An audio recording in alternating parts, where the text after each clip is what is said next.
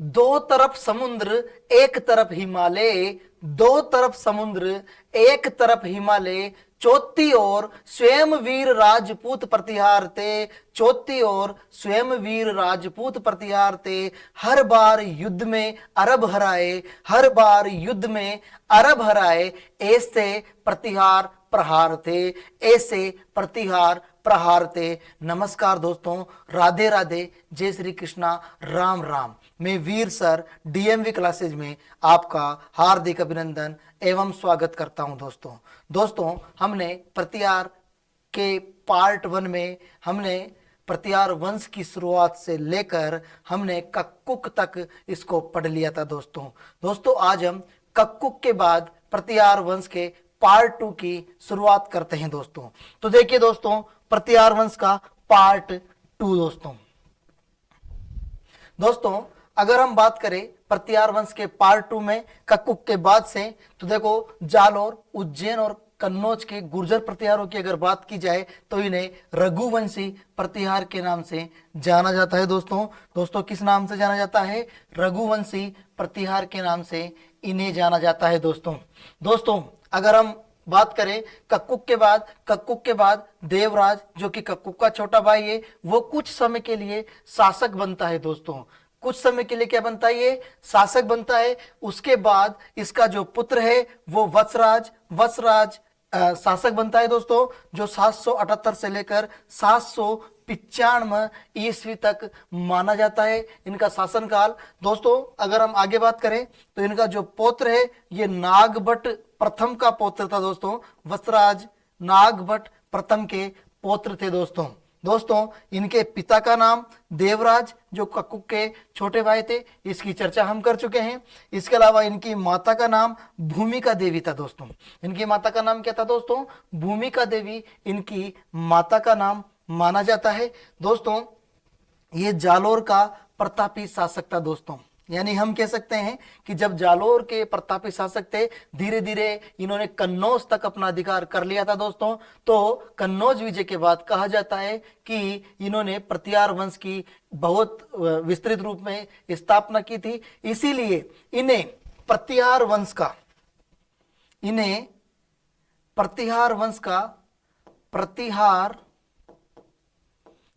का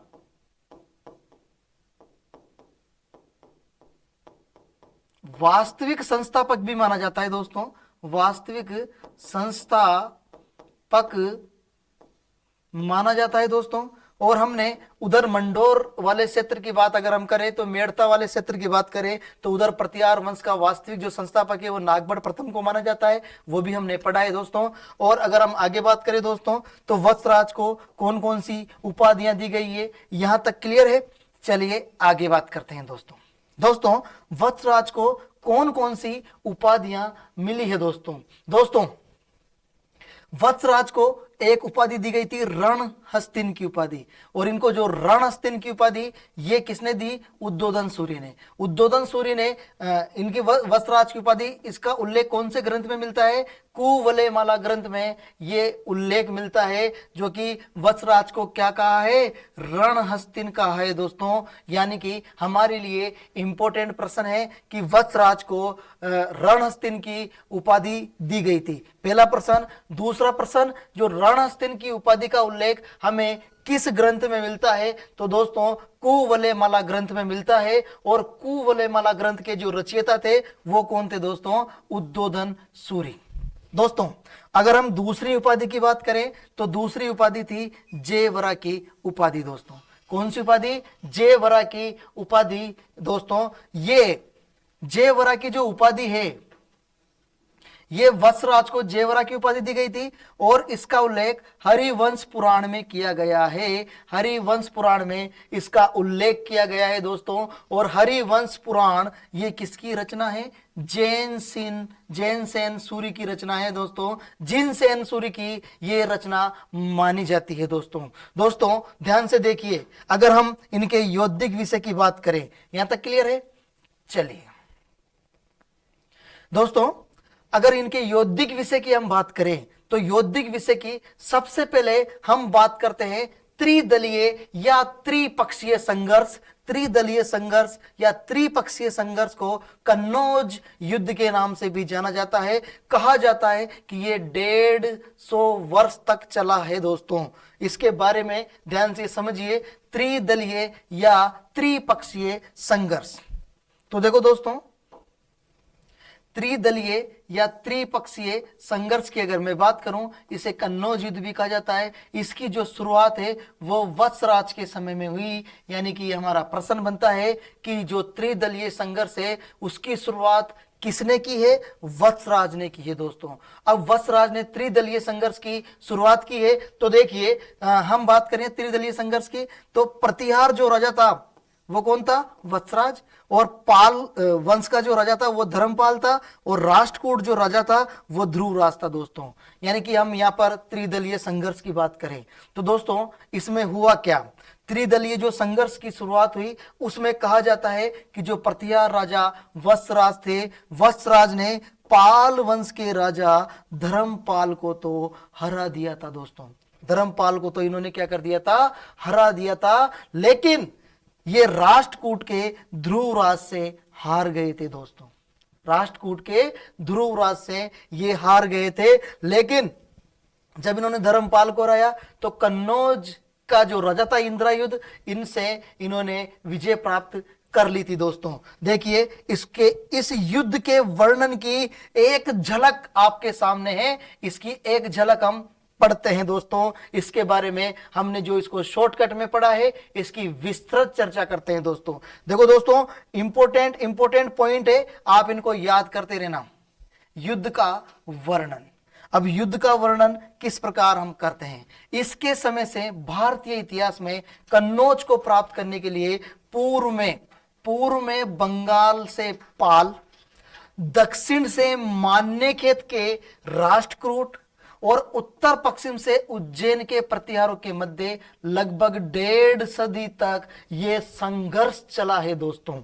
और अगर हम बात करें, इसे भारतीय इतिहास में त्रिपक्षीय या त्रिकोणात्मक संघर्ष या त्रिदलीय संघर्ष के नाम से इसे जाना जाता है दोस्तों ध्यान से समझिए इसको। अगर हम आगे बढ़े तो जो त्रिकोणात्मक संघर्ष की शुरुआत गुर्जर प्रतिहार नरेश वत्सराज ने इसकी शुरुआत की थी दोस्तों। मैंने आपको स्टार्टिंग में बताया था कि इसकी शुरुआत वत्सराज ने ही की है दोस्तों।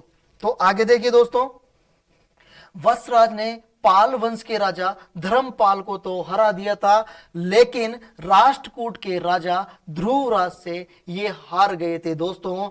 इसने कन्नौज के जो शासक है इंद्रायुध, उसको परास्त करके कन्नौज पर अधिकार कर लिया था दोस्तों। इसलिए वत्सराज को प्रतिहार वंश का वास्तविक संस्थापक कहा जाता है।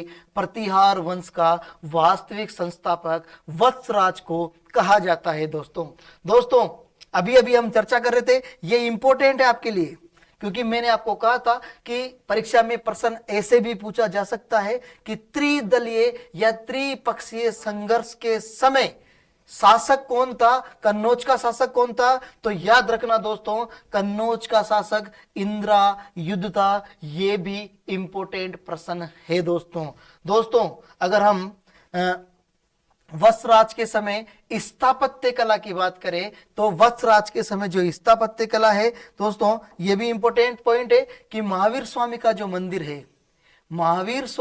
मंदिर है वह ओसिया जोधपुर में स्थित है दोस्तों अगर आपसे प्रश्न पूछे कि जो महावीर स्वामी का मंदिर है, इसके निर्माता कौन माने जाते हैं, इसका निर्माण किसने करवाया? तो वत्सराज ने इसका निर्माण करवाया दोस्तों। और कहा जाता है कि यह भारत का प्राचीनतम जैन मंदिर है, राजस्थान में प्रथम जैन मंदिर माना जाता है दोस्तों वत्सराज के शासनकाल में अगर कवियों की बात करें तो वत्सराज के शासनकाल में कौन कौन से कवि या मुनि थे या इनके समय कौन कौन से आचार्य थे दोस्तों? देखिए, नंबर 1 दोस्तों, उद्बोधन सूरी। और उद्बोधन सूरी ये एक जैन आचार्य थे दोस्तों। कौन थे? जैन आचार्य। और इनकी जो रचना है उसका नाम है, इनकी रचना है कुवलय माला। कुवलय माला जो कि 778 ईस्वी की रचना मानी जाती है और जालोर में इन्होंने इसको लिखा है दोस्तों। दोस्तों अगर आपसे पूछे कि जो कुवलय माला रचना है ये किस भाषा में उल्लेखित है, तो ध्यान रखना दोस्तों ये संस्कृत भाषा में उल्लेखित है। दोस्तों अगर हम बात करें तो भारत की 18 क्षेत्रीय भाषाओं का उल्लेख किसके अंतर्गत है, तो ये कुवलय माला में भारत की 18 क्षेत्रीय भाषाओं का उल्लेख इस कुवलय माला ग्रंथ में किया गया है। और राजस्थान की जो मरु भाषा है इसका उल्लेख भी हमें किस में मिलता है, कुवलय माला ग्रंथ में मिलता है दोस्तों। और वत्सराज की जो उपाधि है रणहस्तिन, इसका वर्णन भी किस में किया गया है दोस्तों, ये भी कुवलय माला ग्रंथ में किया गया है। दोस्तों अगर हम आगे बात करें तो जीन सेन सूरी, जीन सेन सूरी इनके काल में कवि आचार्य थे। ये भी दोस्तों जैन आचार्य थे। क्या थे दोस्तों, ये जैन आचार्य। यहां तक क्लियर है। चलो देखो दोस्तों इसके बारे में जीन सेन सूरी की हम चर्चा कर रहे हैं। तो देखो दोस्तों इनकी जो रचना है, जीन सेन सूरी की रचना हरिवंश पुराण, ये 783 ईस्वी की है। ये भी जालोर में लिखी गई है। दोस्तों अगर हरिवंश पुराण की बात की जाए तो हरिवंश पुराण कौन सी भाषा में लिखा गया है, तो ये संस्कृत भाषा में लिखा गया है दोस्तों इसके अंदर इंपॉर्टेंट पॉइंट है, ये आपके लिए वेरी मोस्ट पॉइंट है दोस्तों। वेरी मोस्ट क्यों है, ध्यान से समझना। ये वत्सराज की एक तो जेवरा, देखो दोस्तों वत्सराज की जेवरा उपाधि या वत्सराज को जेवरा भी कहा गया। इसके अलावा बहुसंख्य भूभृत्यो नाम से वत्सराज को संबोधित किया गया है। इसके अलावा दोस्तों अवनी भूभृत्यो उपाधियों का इसमें उल्लेख किया गया है जो कि वत्सराज से संबंधित मानी जाती है। दोस्तों अगर हम वत्सराज की राजधानियों की बात करें तो वत्सराज की जो प्रथम राजधानी वह जालोर रही है। इसका उल्लेख कुवलय माला ग्रंथ में मिलता है दोस्तों इनकी दूसरी राजधानी अवंती इसका उल्लेख हमें हरिवंश पुराण में मिलता है दोस्तों। अवंती या उज्जैन में जय माहिष्मती उज्जैन की राजधानी जय माहिष्मती। तो देखो दोस्तों अगर हम बात करें तो इसके बाद जो अगला जो शासक आता है वो आता है दोस्तों नागभट्ट द्वितीय। 805 से 833 तक इनका शासनकाल माना जाता है। दोस्तों अगर हम बात करें तो इनके पिता का नाम वत्सराज था। इनके पिता का नाम क्या था दोस्तों, वत्सराज। और इनकी माता का नाम सुंदर देवी, क्या था दोस्तों, सुंदर देवी। और इनकी पत्नी का नाम इष्टा देवी माना जाता है। और इनका जो पुत्र था वो रामभद्र था दोस्तों। इनके पुत्र का नाम क्या था दोस्तों, रामभद्र। तो देखिए दोस्तों इनका जो पारिवारिक परिचय है उसके बाद अगर हम बात करें इनकी उपाधियों की, जो कि हमारे लिए परीक्षा की दृष्टि से ये बहुत महत्वपूर्ण पॉइंट है दोस्तों ध्यान पूर्वक समझिएगा। यानी इनको परम भट्टारक महाराजाधिराज परमेश्वर की उपाधि दी गई थी दोस्तों। परम भट्टारक महाराजाधिराज इनको कहा गया है। लेकिन जब इन्होंने कन्नौज विजय कंप्लीट करने के बाद, कन्नौज विजय जैसे ये कंप्लीट कर लेते हैं उसके बाद परमेश्वर की उपाधि इन्होंने धारण की थी। तो हम इनको कह सकते हैं कि परम भट्टारक महाराजाधिराज परमेश्वर, यानी पूरी की पूरी उपाधि फिर एक साथ हम लगाते हैं इनके नाम के आगे, परमेश्वर की उपाधि उस समय इन्होंने धारण की थी। दोस्तों इसका जो उल्लेख मिलता है वह बुचकुला अभिलेख में इसका उल्लेख मिलता है जो कि जोधपुर में 815 ईस्वी का है दोस्तों इसके अलावा इनको जो दूसरी उपाधि नागावलोक की उपाधि दी गई थी और इसे राजा कर्ण के नाम से भी संबोधित किया जाता था दोस्तों ध्यान से समझिए। इन्होंने कौन सा ग्रंथ लिखा, ये वेरी मोस्ट है। इन्होंने बलि प्रबंध नाम का ग्रंथ लिखा है दोस्तों। इसका उल्लेख भी बुचकुला अभिलेख में मिलता है जो कि 815 ईस्वी का है दोस्तों। यहां तक क्लियर है। चलिए आगे दोस्तों। तो देखिए दोस्तों इनका जो दरबार है इनका जो दरबार है नागभट्ट द्वितीय का, वो नागावलोक दरबार कहलाता था। और हम नागावलोक दरबार की चर्चा नागभट्ट प्रथम में भी कर चुके हैं। नागभट्ट प्रथम का दरबार भी नागावलोक दरबार कहलाता था दोस्तों। दोस्तों अगर आपसे पूछे कि नागभट्ट द्वितीय ने किसको राजधानी बनाया, तो नागभट्ट द्वितीय ने राजधानी बनाया है कन्नौज को। कन्नौज को नागभट्ट द्वितीय ने क्या बनाई है, राजधानी बनाई है, जिसकी चर्चा अभी हम विस्तार से करेंगे दोस्तों। दोस्तों अगर इनके यौद्धिक विषय की अगर मैं बात करूं, तो देखिए इनके यौद्धिक विषय में सबसे पहले कन्नौज विजय। अगर कन्नौज विजय की बात करें तो देखो, कन्नौज विजय नागभट्ट द्वितीय ने कन्नौज के युद्ध में कन्नौज के राजा चक्रायुध को हराकर कन्नौज पर अधिकार कर लिया था दोस्तों। अब देखिए नागभट्ट द्वितीय ने कन्नौज को अपनी राजधानी बनाई।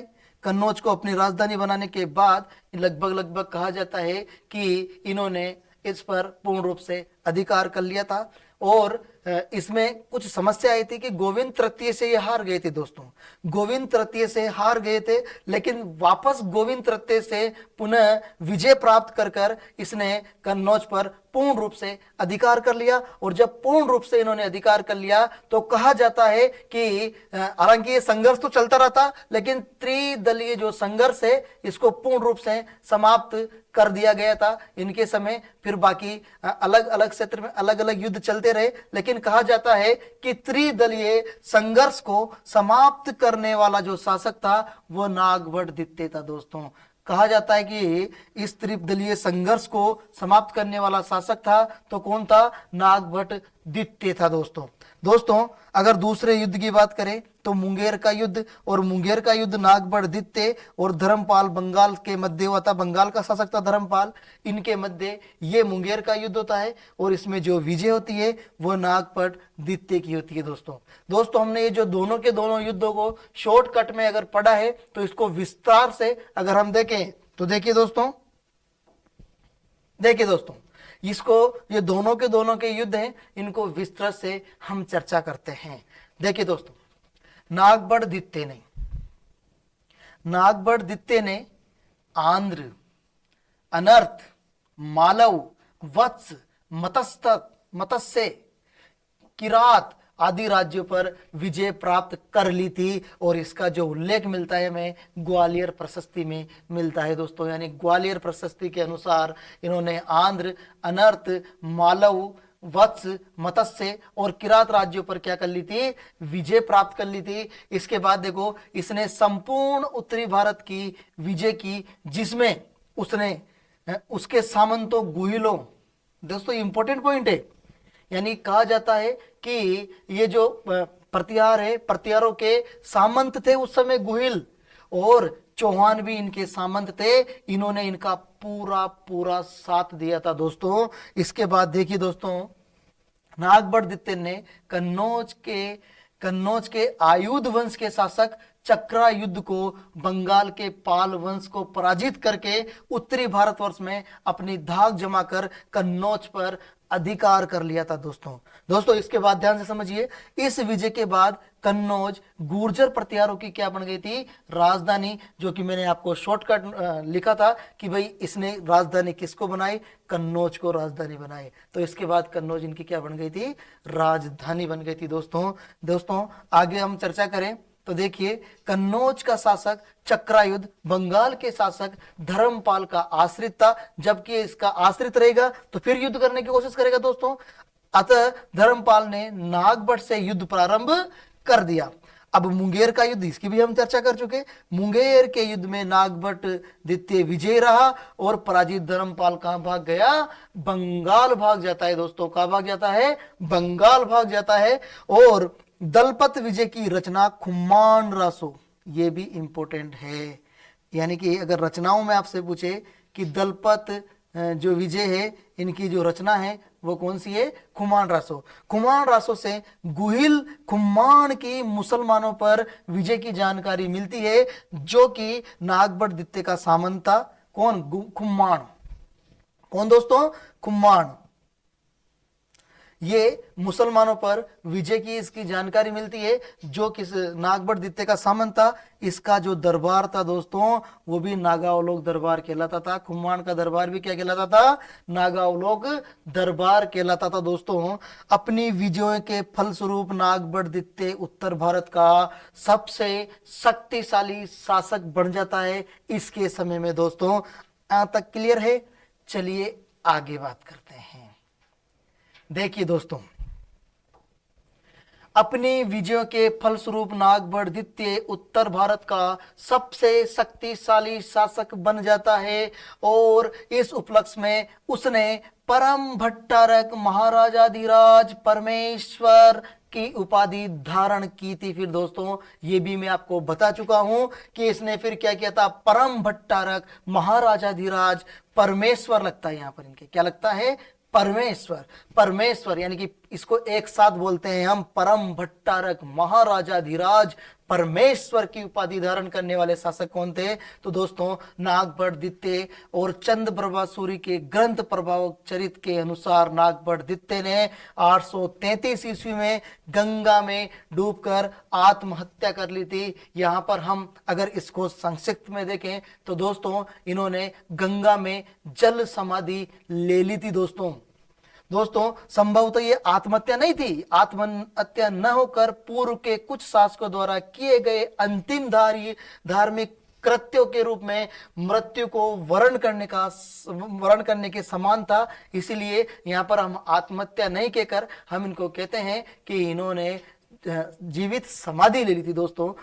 आगे हम बात करें दोस्तों, वह अपने वंश के सबसे योग्य और सफल शासकों में से एक था। अगर हम इसके बाद आगे चर्चा करें दोस्तों नागबड़दित्ते की, तो देखिए दोस्तों, धार्मिक एवं सांस्कृतिक विषय।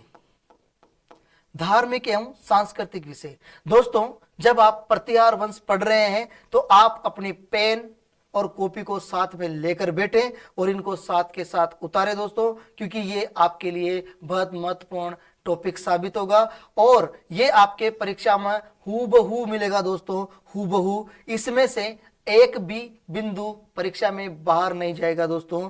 आगे अगर हम बात करें दोस्तों तो देखो, विष्णु शिव मंदिर। विष्णु शिव मंदिर की अगर बात करें दोस्तों तो विष्णु शिव मंदिर कहां पर है? जोधपुर में है दोस्तों। कहां है दोस्तों? जोधपुर में। और इसके निर्माता, अगर इसके निर्माता की बात करें तो इसके निर्माता कौन थे? नागबड़दित्ते। यानी कि विष्णु शिव मंदिर जो जोधपुर में स्थित है, इसका निर्माण किसने करवाया था? तो ध्यान रखना, नागबड़दित्ते ने इसका निर्माण करवाया है दोस्तों। ऐसे भी पूछ सकता है कि जोधपुर में स्थित विष्णु शिव मंदिर वो किस काल का है? तो दोस्तों ये प्रतिहार काल का है। किस काल का है? प्रतिहार काल का है दोस्तों। इसके निर्माता नागबड़दित्ते हैं दोस्तों और इसका उल्लेख हमें बुच्चकुला अभिलेख में मिलता है जो कि जोधपुर में स्थित है दोस्तों। अगर हम बात करें नंबर 2, ये भी वेरी मोस्ट है दोस्तों। वेरी मोस्ट क्यों है? क्योंकि इन्होंने जो गुजरात का सोमनाथ मंदिर है, उस गुजरात के सोमनाथ मंदिर में जो शिव मंदिर है उसका पुनर्निर्माण करवाया था दोस्तों, जो कि अरब चोरी के दौरान नष्ट हो गया था। तो ये भी आपके लिए इंपॉर्टेंट पॉइंट हो गया दोस्तों। और अगर हम इनके दरबारी विद्वानों की बात करें तो दोस्तों आपके यहां तक क्लियर है? चलिए आगे चलते हैं। तो देखो दोस्तों, इनके दरबारी विद्वानों की अगर हम बात करें तो इनके दरबारी विद्वान चंद्रप्रभा सूरी इनके दरबारी विद्वान माने जाते हैं दोस्तों। इनके दरबारी विद्वान कौन थे? चंद्रप्रभा सूरी इनके दरबारी विद्वान थे। और इनकी रचना की बात करें तो इनकी रचना कौन सी है? प्रभावक चरित्र। प्रभावक चरित्र किनकी रचना मानी जाती है? चंद्रप्रभा सूरी की रचना मानी जाती है। और इस प्रभावक चरित्र में ही कहा गया है कि नागबड़दित्ते ने जल समाधि ली थी दोस्तों। देखो यहां पर लिखा हुआ है प्रभावक चरित्र चंद्रप्रभा सूरी की रचना है। इसके अनुसार 833 ईस्वी में गंगा में जीवित समाधि ले ली थी और नागबड़दित्ते के वंशज गुर्जर प्रतिहार कहे जाने लगे हैं। हम कह सकते हैं कि नागबड़दित्ते के बाद नागबड़दित्ते के वंशजों को क्या कहा जाने लगा? गुर्जर प्रतिहार कहा जाने लगा। इसके पहले इनको केवल प्रतिहार कहा जाता था दोस्तों। क्या कहा जाता था? प्रतिहार। लेकिन नागभट्ट द्वितीय के वंशजों को गुर्जर प्रतिहार कहा जाने लगा बाद में दोस्तों अगर हम आगे चर्चा करें तो देखिए, इनके बाद इनका जो पुत्र है वो है रामभद्र शासक बनता है दोस्तों। कौन शासक बनता है? रामभद्र। कई जगह इनको रामचंद्र के नाम से भी संबोधित किया गया है दोस्तों। और इसका जो शासनकाल है मात्र 3 साल इनका शासनकाल रहता है दोस्तों। अब 3 साल क्यों रहता है इसकी भी हम चर्चा करेंगे। देखिए, इनके पिता का नाम नागभट्ट द्वितीय था दोस्तों। क्या था दोस्तों? नागभट्ट द्वितीय। और इनकी माता का नाम इष्टा देवी था और इनके पुत्र का नाम मिहिर भोज था दोस्तों। इनके पिता का नाम क्या था? मिहिर भोज। मिहिर भोज इनके क्या था? पुत्र का नाम। अब दोस्तों विशेष, पुत्र मिहिर भोज प्रथम ने पिता रामभद्र की हत्या कर दी, इसलिए 3 साल इनका शासनकाल माना जाता है। यानी हम कह सकते हैं मिहिर भोज को दोस्तों, मिहिर भोज को हम इस प्रकार कह सकते हैं कि प्रतिहार वंश का पितृहंता किसे माना जाता है? तो ध्यान रखना, प्रतिहार वंश का पितृहंता माना जाता है मिहिर भोज प्रथम को दोस्तों। प्रतिहार वंश का क्या माना जाता है? पितृहंता माना जाता है। और अब हम बात करते हैं प्रतिहार वंश के पितृहंता मिहिर भोज की। तो देखो दोस्तों, मिहिर भोज प्रथम, मिहिर भोज प्रथम की अगर बात करें तो मिहिर भोज प्रथम का जो शासनकाल माना जाता है 836 से 885 ईस्वी के मध्य इनका शासनकाल माना जाता है दोस्तों इनके पिता का नाम रामभद्र, इनकी माता का नाम अप्पा देवी, इनकी पत्नी चंद्रभट्टारिका देवी मानी जाती है। चंद्रभट्टारिका देवी इनकी पत्नी मानी जाती है।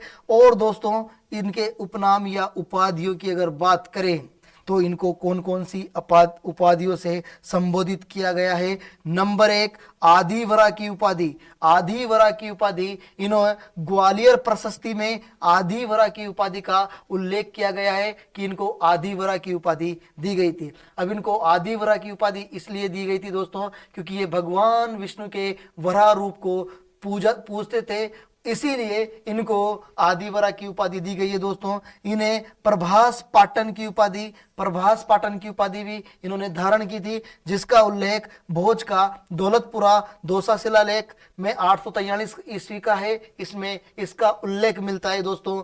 अरबों का अमित्र, इन्हें अरबों का अमित्र, इस्लाम का शत्रु भी कहा जाता है। ये किसने कहा इनको? अरबी यात्री सुलेमान ने, अरबी यात्री सुलेमान ने।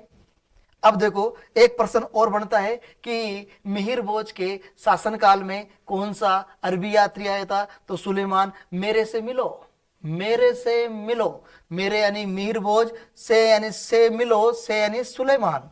तो दोस्तों इसकी ट्रिक अभी आगे करेंगे, इसकी चर्चा हम। इन्हें मालवा चक्रवर्ती भी कहा गया है। इन्हें त्रिभुवन नारायण यानी त्रिभुवन नारायण की उपाधि भी धारण की थी। इन्हें सार्वभौम भी कहा गया है दोस्तों अब देखिए आगे, अभी मैंने जो आपके सामने नोट किया था वो यहां पर मेंशन है ऑलरेडी। देखो दोस्तों, मिहिर भोज प्रथम प्रतिहार वंश का पितृहंता कहलाता है दोस्तों। मिहिर भोज प्रथम प्रतिहार वंश का क्या माना जाता है? पितृहंता माना जाता है दोस्तों। अगर हम बात करें तो इन्होंने भी कन्नौज को राजधानी बनाए रखा था दोस्तों। यानी कन्नौज को राजधानी किसने बना लिया? कन्नौज को राजधानी नागभट्ट द्वितीय ने बना लिया। और इसको बनाए रखा है कन्नौज को राजधानी किसने? मिहिर भोज प्रथम ने दोस्तों अगर हम विशेष बात करें तो देखिए, ये आपके लिए वेरी इंपॉर्टेंट पॉइंट है दोस्तों, वेरी इंपॉर्टेंट। देखिए दोस्तों, अरबी यात्री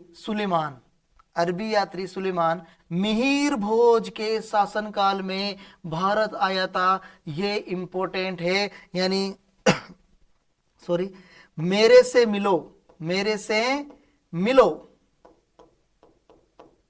देखो मेरे से, मेरे का मतलब मिहिर भोज, इसको शॉर्टकट याद रख सकते हो, मिहिर भोज।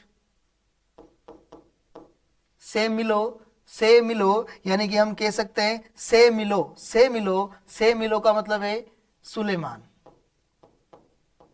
सुलेमान ये किनके शासन काल में आया था? मेरे से मिलो, यानी कि मेरे से मिहिर भोज के काल में सुलेमान भारत आया था दोस्तों इसके बारे में ध्यान से समझिए। ये जो सुलेमान है ये एक अरबी यात्री था, मिहिर भोज के शासनकाल में भारत आया था, और एक इसकी पुस्तक थी सिलसिलात उल तारीख। सिलसिलात उल तारीख पुस्तक किसकी थी दोस्तों? ये सुलेमान की थी, और ये मिहिर भोज के काल में भारत आया था दोस्तों अगर हम आगे बात करें तो देखो इनकी जो सांस्कृतिक विशेषताएं हैं, वो सांस्कृतिक विशेषताएं क्या है दोस्तों? अगर हम इनके सांस्कृतिक विशेषताओं की बात करें तो सांस्कृतिक विशेषताएं देखो, विद्या तथा कला का ये संरक्षक माना जाता है दोस्तों। विद्या तथा कला का संरक्षक कौन माना जाता है? मिहिर भोज।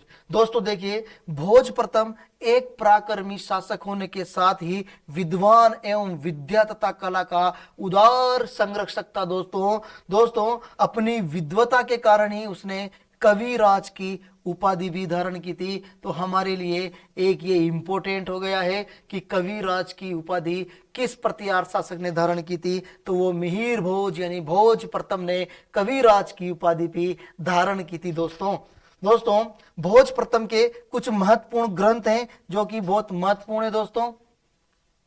देखिए दोस्तों, भोज प्रथम के ग्रंथ कौन कौन से हैं? इंपॉर्टेंट है दोस्तों, राम रांगण सूत्रधार, और ये परीक्षा में पूछा जा चुका है। सरस्वती कंठाभरण किसका है? तो ये भोज प्रथम का है, ये परीक्षा में पूछा जा चुका है। सिद्धांत संग्रह राजकारतंड, ये भी इंपॉर्टेंट है दोस्तों, राजकारतंड। योग्य सूत्रव्रती विद्या विनोद, विद्या विनोद। देखो दोस्तों आगे देखिए, विद्या विनोद, युक्ति कल्पतरु, चारु चर्चा, आदित्य प्रताप सिद्धांत, आयुर्वेद सर्वस्व, श्रृंगार प्रकाश, प्राकृत व्याकरण, कूर्म शतक, ये भी इंपॉर्टेंट है दोस्तों। कूर्म शतक ये भी भोज प्रथम की है। उसके बाद श्रृंगार मंजरी, ये भी पूछ सकता है, श्रृंगार मंजरी किसकी रचना है? ये भी ध्यान रखना भोज प्रथम की है। भोज चंपू, कृत्य कल्पतरु, तत्व प्रकाश ये एग्जाम में पूछा ही जा चुका है दोस्तों। ये जो दोस्तों मैंने यहाँ पर इनको हाईलाइट किया है मोटे मोटे अक्षरों में, ये परीक्षा में पूछे जा चुके हैं दोस्तों। अब इतने सारे ग्रंथों में से ये दो पूछे जा चुके हैं। शब्दानुशासन किसकी रचना है? तो दोस्तों शब्दानुशासन ये भी भोज प्रथम की रचना है। राज्य मृतांड आदि रचना की ये सब मिहिर भोज की थी दोस्तों एक इंपॉर्टेंट ऐसा कहा जाता है कि आईन अकबरी, आईन ए अकबरी के वर्णन के आधार पर माना जाता है कि उसके राज दरबार में लगभग 500 विद्वान थे दोस्तों। कितने विद्वान थे? लगभग 500 विद्वान इनके दरबार में थे, ये ऐसा कहा जाता है। भोज प्रथम के दरबारी कवि देखो, इसमें 2-4 प्रमुख दरबारी कवि, यहां तक क्लियर है दोस्तों। आगे देखिए, तो देखिए दोस्तों, भास्कर भट्ट, आपसे पूछे भास्कर भट्ट किसके दरबारी कवि थे? ये भोज प्रथम के दरबारी कवि माने जाते हैं। इसके अलावा दोस्तों दामोदर मिश्र, ये दामोदर मिश्र किसके दरबारी कवि माने जाते हैं? ये भोज प्रथम के दरबारी कवि माने जाते हैं। इसके अलावा धनपाल, ये धनपाल किसके दरबारी कवि थे दोस्तों? धनपाल ये भोज प्रथम के दरबारी कवि माने जाते हैं दोस्तों। उसके बाद देखो, उसके बारे में अनुश्रुति, इनके बारे में एक अनुश्रुति बात कही गई है कि ये वो हर एक कवि को प्रत्येक श्लोक पर 1 लाख मुद्राएं प्रदान करता था, ऐसा जनश्रुति के अनुसार कहा गया है दोस्तों। अगर इनके बाद हम अगले शासक की चर्चा करें दोस्तों, तो वो है हमारे महेंद्रपाल प्रथम। महेंद्रपाल प्रथम का जो शासनकाल रहा है 1885 ईस्वी से 910 ईस्वी के मध्य इनका शासनकाल माना जाता है दोस्तों। अगर हम आगे बात करें तो इनके पिता का नाम मिहिर भोज को हम क्या कहते हैं दोस्तों, भोज प्रथम के नाम से भी जानते हैं। इनकी माता का नाम चंद्र भट्टारिका देवी था और इनकी पत्नी का नाम महादेवी था दोस्तों। ये आपके पारिवारिक परिचय के बाद अगर हम आगे बात करें तो इनको कौन कौन सी उपाधियां से संबोधित किया गया है, तो दोस्तों इनको कौन कौन सी उपाधियों से संबोधित किया गया है। देखिए, महेंद्रपाल प्रथम का उल्लेख काठियावाड़, पंजाब और मध्य प्रदेश के विभिन्न शिलालेखों में इसे किस नाम से संबोधित किया गया है, इसे महेंद्रपाल, क्या दोस्तों, महेंद्रपाल, महेंद्र युद्धा और महिषपाल देव के नाम से भी इसे संबोधित किया गया है दोस्तों। कौन कौन से, ध्यान रखना, काठियावाड़, पंजाब, मध्य प्रदेश, इनके विभिन्न जो शिलालेख है उनमें इनको इन नामों से संबोधित किया गया है। राजशेखर के नाटक में इसे निर्भय राज, दोस्तों इंपॉर्टेंट है, निर्भय राजा, क्या कहा गया है, निर्भय राजा, निर्भय नरेंद्र आदि नामों से इन्हें संबोधित किया गया है। यानी दो नाम हमारे को, राजशेखर का जो नाटक है उसमें निर्भय राजा और निर्भय नरेंद्र के नाम से इन्हें संबोधित किया गया है दोस्तों अगर हम बात करें लेखों के अनुसार उसे परम भट्टारक, महाराजाधिराज तथा परमेश्वर, ये अलग अलग है। परम भट्टारक, महाराजाधिराज और परमेश्वर, यानी अगर तीनों को एक साथ अगर हम कहें तो परम भट्टारक, महाराजाधिराज, परमेश्वर की उपाधि नागभट्ट द्वितीय को दी गई थी दोस्तों। और राजशेखर ने इसे क्या कहा है, रघुकुल चूड़ामणि कहा है दोस्तों। राजशेखर ने, किसने, राजशेखर ने इनको कौन सी उपाधि दी है, तो ध्यान रखना, राजशेखर ने रघुकुल चूड़ामणि की उपाधि इनको दी है या इनको कहा है दोस्तों। यहां तक क्लियर है दोस्तों, आगे चलते हैं। देखो दोस्तों, महेंद्रपाल के शासनकाल में कौन कौन से कवि रहे हैं दोस्तों, कौन कौन से विद्वान रहे हैं दोस्तों। तो देखिए, महेंद्रपाल एक अच्छा प्रशासक होने के साथ साथ साहित्य का भी आश्रयदाता था दोस्तों। यहाँ पर हम कवि न कहकर दोस्तों, यहाँ पर हम बात कर लेते हैं विद्वानों की। मैं विद्वान, दोस्तों यहाँ पर हम इनको विद्वान नाम से संबोधित करेंगे। उनके शासनकाल में कवि नहीं, विद्वान थे दोस्तों, ये विद्वता के कारण प्रसिद्ध रहे हैं दोस्तों। तो दोस्तों अगर हम महेंद्रपाल प्रथम की बात करें तो महेंद्रपाल प्रथम एक अच्छा प्रशासक होने के साथ साथ साहित्य का भी एक आश्रयदाता माना जाता है दोस्तों महाकवि राजशेखर का उसके दरबार में काफी महत्व था। ये हमारे लिए इंपॉर्टेंट है कि महेंद्रपाल के समय राजशेखर थे दोस्तों, और वह महेंद्रपाल का आध्यात्मिक गुरु भी थे। आपसे प्रश्न पूछ ले कि महेंद्रपाल के आध्यात्मिक गुरु कौन थे, तो ध्यान रखना, राजशेखर, महाकवि राजशेखर महेंद्रपाल के आध्यात्मिक गुरु माने जाते हैं दोस्तों। और महेंद्रपाल का जो दरबार राजशेखर द्वारा ही सुशोभित था, जो एक प्रख्यात संस्कृत कवि, नाटककार और आलोचक थे, जिन्होंने क्या क्या लिखा था। देखो, अब बात कर रहे हैं राजशेखर की दोस्तों। राजशेखर की कौन कौन सी रचनाएं थी, इंपॉर्टेंट है दोस्तों।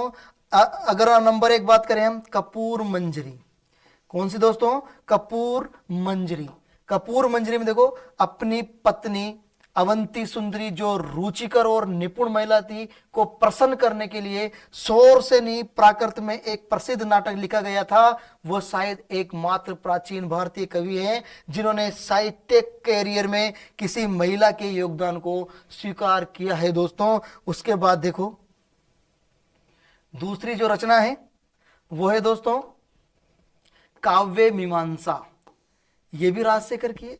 काव्य मीमांसा कवियों के लिए एक व्यवहारिक मार्गदर्शिका थी, जो एक अच्छी कविता के तत्वों की रचना की व्याख्या करती है, काव्य मीमांसा दोस्तों। उसके बाद तीसरी है विद्वसाल भंजिका, ये भी इनकी रचना है दोस्तों। भ्रंजिका इनकी रचना मानी जाती है। बाल रामायण इन्हीं की रचना है। प्रपंच पांडव इन्हीं की रचना है। बाल भारत ये भी इन्हीं की रचना है। भुवन कोश ये भी इन्हीं की रचना है। और हर विलासा ये भी इन्हीं की रचना है दोस्तों। इतनी सारी रचनाएं ये सब राजशेखर की रचना है दोस्तों। अगर हम इनके यौद्धिक विषय की चर्चा करें, यहां तक क्लियर है। चलिए, यौद्धिक विषय, दोस्तों योद्धिक इन्होंने कौन कौन से युद्ध किए हैं ध्यान से समझिए। पालों से युद्ध किया था इन्होंने, और पालों से युद्ध यानी महेंद्र पाल के शासनकाल में भी प्रतिहार पाल संघर्ष चलता रहा। यानी कि राष्ट्र कूट वंश को तो इन्होंने हरा दिया था और कन्नौज पर विजय हासिल की थी, लेकिन इनका युद्ध चलता रहा है दोस्तों। मैंने कहा था आपसे कि इनका युद्ध तो चलता रहेगा, लेकिन कहा जाता है कि त्रिपक्षीय संघर्ष था उसको नागभट्ट ने समाप्त कर दिया था।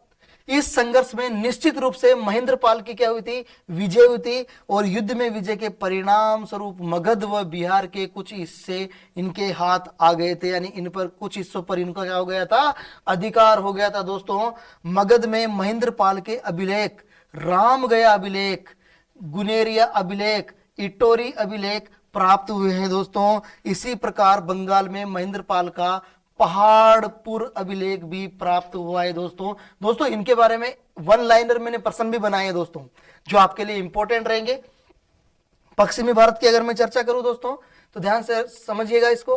महेंद्र पाल के 2 अभिलेख काठियावाड़ के ऊना नामक स्थान पर मिले हैं, काठियावाड़ गुजरात में। ये इंपॉर्टेंट है, ये परीक्षा में पूछा जा चुका है। ये कहाँ का है, गुजरात यानी काठियावाड़ के ऊना अभिलेख ऊना नामक स्थान पर मिला है दोस्तों। इसमें कहा गया कि वहां के शासक बल वर्मा व उसका पुत्र अवनी वर्मा परम भट्टारक महाराजाधिराज परमेश्वर महेंद्र युद्ध के सामंत थे। इन दोनों सामंतों ने ऊना अभिलेख के अनुसार एक सूर्य मंदिर के निर्माण के लिए 2 गांव दान में दिए थे। महेंद्र युद्ध का समीकरण महेंद्र पाल प्रथम से किया गया है। तो ये महेंद्र युद्ध कौन थे, यही महेंद्र पाल प्रथम थे दोस्तों। साम्राज्य विस्तार इनका किस प्रकार रहा है, इसने, चलो इसको आगे ले लेते हैं हम। तो देखिए दोस्तों, इसने केवल अपने पैतृक साम्राज्य की रक्षा की, वरन कम से कम कुछ वर्षों के लिए बंगाल व बिहार के अधिकांश प्रदेशों को जीतकर अपने साम्राज्य में मिला लिया था दोस्तों। उसके बाद इसका साम्राज्य उत्तर में हिमालय से लेकर दक्षिण में बुंदेलखंड व पश्चिम में हरियाणा से लेकर कम से कम कुछ समय बंगाल व बिहार तक हो गया था दोस्तों। उसके साम्राज्य में काठियावाड़ भी सम्मिलित था। सिमडोनी अभिलेख से प्रकट होता है कि ग्वालियर का प्रदेश भी उसके साम्राज्य में ही था दोस्तों अब मैं आपको भी चर्चा कर रहा था इंपॉर्टेंट प्रश्न वन लाइनर। तो देखो दोस्तों किस प्रकार से प्रश्न है। पहला प्रश्न, मगध में महेंद्र पाल के कौन कौन से अभिलेख प्राप्त हुए हैं। तो ध्यान रखना दोस्तों, मगध में महेंद्र पाल के एक तो राम गया अभिलेख प्राप्त हुए हैं, एक गुनेरिया अभिलेख प्राप्त हुए हैं और एक इटोरी अभिलेख प्राप्त हुए हैं। ये भी इंपॉर्टेंट प्रश्न है। यानी कि मगध के अभिलेखों की बात करें, मगध से महेंद्र पाल के कौन कौन से अभिलेख प्राप्त हुए हैं, राम गया, गुनेरिया, इटोरी, ये सब किसके हैं, महेंद्र पाल के। और कहां के दोस्तों, मगध के। दूसरा प्रश्न है, बंगाल में महेंद्र पाल का कौन सा अभिलेख प्राप्त हुआ है। तो बंगाल में, कहां पर दोस्तों, बंगाल में। इंपॉर्टेंट है दोस्तों, बंगाल में महेंद्र पाल का पहाड़पुर अभिलेख प्राप्त हुआ है। ये इंपॉर्टेंट है, बंगाल में कौन सा, पहाड़पुर अभिलेख प्राप्त हुआ है दोस्तों। ये भी आपके लिए इंपॉर्टेंट प्रश्न है। फिर अगर हम बात करें काठियावाड़, तो मैं आपसे पहले ही चर्चा कर चुका हूं, काठियावाड़ गुजरात। यहां से हमें ऊना नामक स्थान पर एक अभिलेख मिला है दोस्तों, जो कि किसका है, महेंद्र पाल के। कितने अभिलेख मिले हैं, 2 अभिलेख मिले हैं। कहां पर मिले हैं, ऊना में, ऊना नामक स्थान पर। ये कहां पर है, काठियावाड़ गुजरात में। तो दोस्तों उसके बाद देखो आगे चलते हैं। देखो दोस्तों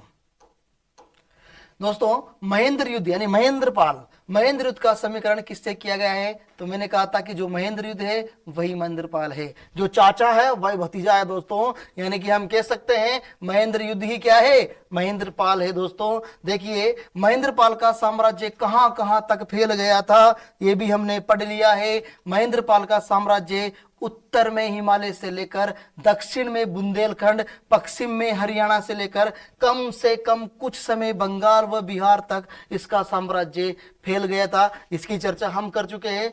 किस अभिलेख में प्रकट होता है या प्रतीत होता है कि ग्वालियर का प्रदेश भी महेंद्र पाल के साम्राज्य में था। ये भी मोस्ट क्वेश्चन है दोस्तों। सिमडोनी अभिलेख से, कहां से दोस्तों, सिमडोनी अभिलेख से प्रकट होता है कि ग्वालियर प्रदेश का ग्वालियर प्रदेश भी महेंद्रपाल के साम्राज्य में था दोस्तों। उसके बाद देखिए दोस्तों, अगर हम बात करें महेंद्रपाल के कितने पुत्रों के नामों का पता चलता है, तो कहा जाता है कि महेंद्रपाल के 3 पुत्रों का उल्लेख मिलता है, जिसका नाम एक तो महिपाल, एक भोज द्वितीय और एक विनायक पाल के नामों से इनका 3 पुत्रों का उल्लेख मिलता है दोस्तों। भोज व विनायक पाल की माता का नाम क्या मिला है, तो ध्यान रखना देहनाग देवी, और विनायक पाल की माता का नाम मही देवी मिलता है। यानी भोज की माता का नाम तो देहनाग देवी और विनायक पाल की माता का नाम मही देवी मिलता है दोस्तों अगर हम आगे चर्चा करें तो असनी अभिलेख किसका उल्लेख करता है, असनी अभिलेख भी महिपाल प्रथम का ही उल्लेख करता है दोस्तों अगर हम आगे चर्चा करें तो अगला जो शासक आता है वो भोज द्वितीय आता है दोस्तों। कौन आता है दोस्तों, भोज द्वितीय, जो कि 910 से लेकर 913 तक शासन इनका रहता है दोस्तों महेंद्रपाल के शासन की अंतिम तिथि 910 ईस्वी है, ऐसा प्रतीत होता है। कई तो ऐसा प्रतीत होता है कि इसके 2 पुत्र थे, भोज द्वितीय और महिपाल प्रथम। इनमें से भोज द्वितीय का उल्लेख एशियाटिक सोसाइटी ताम्रपत्र में भी हुआ है। वहां इसे महेंद्रपाल और देवनागा देवी का पुत्र बताया गया है दोस्तों। इसी प्रकार असनी अभिलेख में महिपाल प्रथम का उल्लेख करता है, जिसमें महेंद्रपाल और मही देवी का पुत्र इनको बताया गया है। इस प्रकार स्पष्ट हो जाता है कि ये दोनों राजकुमार सौतेले भाई थे दोस्तों। कौन से, सौतेले भाई थे। तो इसलिए हम महिपाल प्रथम की चर्चा करेंगे दोस्तों। महिपाल प्रथम 913 ईस्वी से लेकर 944 ईस्वी तक ये शासक बनता है दोस्तों महिपाल प्रथम के पिता का नाम महेंद्रपाल, इनकी माता का नाम मही देवी। इनको उपाधियां, ये हमारे लिए इंपॉर्टेंट है दोस्तों। उपाधियां इनको कौन कौन सी उपाधियां दी गई थी, ये वेरी मोस्ट है। इनको क्षितिपाल की उपाधि, विनायक पाल की उपाधि, हेरंब पाल की उपाधि, उत्तरापत स्वामी की उपाधि दी गई थी दोस्तों। लेकिन इंपॉर्टेंट बात की जाए तो ध्यान रखना, राजशेखर ने उसे आर्यावर्त का महाधिराज कहा है। ये हमारे लिए इंपॉर्टेंट पॉइंट है दोस्तों। राजशेखर ने महिपाल प्रथम को आर्यावर्त का महाधिराज संबोधित किया है दोस्तों। किस नाम से, आर्यावर्त का महाराजाधिराज के नाम से इसे संबोधित किया है दोस्तों। अगर आपसे पूछे कि इनके दरबारी कवि राजशेखर, इनके दरबार में भी राजशेखर ने इनको विद्वता का, यानी इनके दरबार में ये विद्वान रहे हैं दोस्तों अगर हम इनके शासन की बात करें, किस प्रकार इन्होंने शासन चलाया, तो यहां तक क्लियर है। चलो आगे चलते हैं दोस्तों। अगर हम आगे बात करें तो देखिए, ऐसा प्रतीत होता है कि इंद्र तृतीय के अभियान का कन्नौज पर अधिक प्रभाव नहीं पड़ा और महिपाल प्रथम ने जल्द ही कन्नौज को पुनर्जीवित कर दिया दोस्तों। राजशेखर के काव्य मीमांसा के अनुसार, काव्य मीमांसा राजशेखर की काव्य मीमांसा के अनुसार महिपाल का शासन उत्तर पश्चिम में बियास नदी के ऊपरी हिस्से से लेकर दक्षिण पूर्व में कलिंग या उड़ीसा तक और हिमालय से लेकर सुदूर दक्षिण में केरल या चेर देश तक फैल गया था दोस्तों। इसके बाद अगर हम आगे बात करें दोस्तों, तो ये हमारे लिए प्रत्यार वंश का जो सेकंड पार्ट है यही समाप्त होता है दोस्तों। अब हम कल मिलते हैं पार्ट 3 को लेकर दोस्तों। आप इनको एक पेन कॉपी लेकर साथ के साथ उतारते भी रहे, यह आपके लिए बहुत महत्वपूर्ण साबित होगा, वरदान साबित होगा दोस्तों परीक्षाओं की दृष्टि से। और यदि आपने हमारे चैनल को सब्सक्राइब नहीं किया है तो सब्सक्राइब करें और अधिक से अधिक अपने दोस्तों को शेयर करें दोस्तों। कल मिलते हैं हम इसके पार्ट नंबर 3 को लेकर, जिसमें प्रत्यार वंश के पार्ट 3 में हम प्रत्यार वंश के जो शासक रहे हैं, अंतिम शासक, तब इसकी चर्चा करेंगे और इनसे संबंधित इनके और अधिक चर्चाएं करेंगे इन्होंने दोस्तों। कल मिलते हैं, बहुत बहुत धन्यवाद।